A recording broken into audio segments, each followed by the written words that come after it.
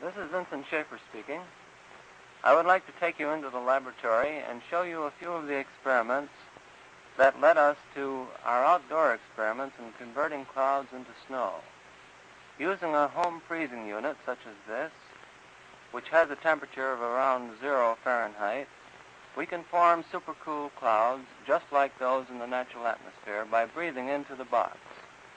The moist air from the breath condenses and forms a cloud, and this cloud cools to a temperature of about 0 degrees Fahrenheit in a few seconds. Any moist thing placed in this box will produce such a cloud. By putting this cloud in the chamber, we can then do various things to it to see whether or not we can convert this supercool cloud to snow. This cloud is made up of liquid water droplets.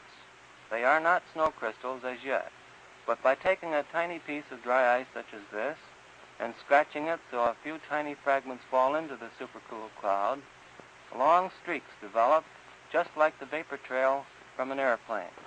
These contain millions and millions of tiny submicroscopic snow crystals which grow very fast and assume exactly the same forms that natural snowflakes show in an ordinary snowstorm.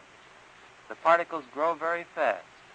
They grow about 1 billion-fold in volume in a few seconds. And if it were possible to keep them supported in the air, they would grow very large, just like the snow crystals that fall from the sky on a cold winter's day. By applying more moisture to the cloud, the particles grow, since the water droplets evaporate over onto the ice crystals. We say that the vapor pressure of water is higher than the vapor pressure of ice crystals. Therefore, the water all disappears onto the ice crystals. The ice crystals that you see here are scintillating, and the colors are produced by the fact that they're tiny prisms and separate light into its various colors. By just swinging a piece of paper through the chamber, we can remove the cloud of snow crystals and go right back and form another supercool cloud, such as you see me doing here.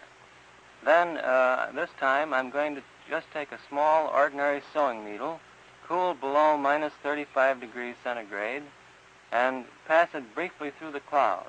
When I do this, again, many millions of snow crystals form, and we get the same effect as is produced by dry ice.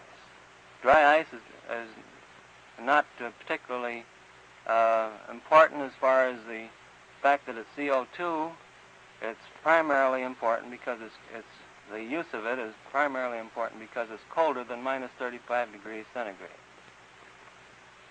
The scintillations of the crystals cause them to appear round in the camera or in the photograph because they tumble around and therefore draw circular areas.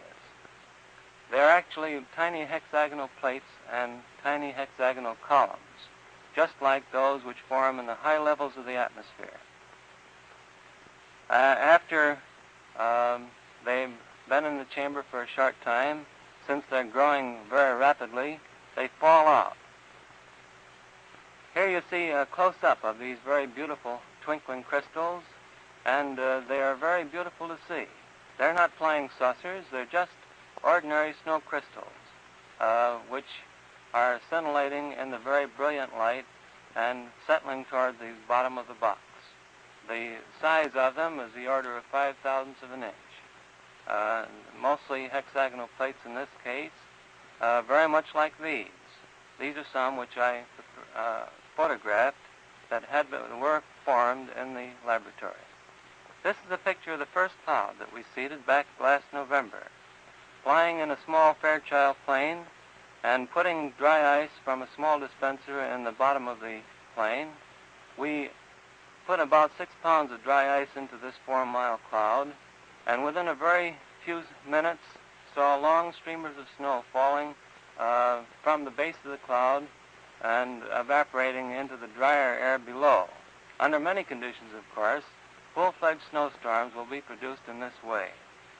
Nature at last has permitted to do a little something about the weather.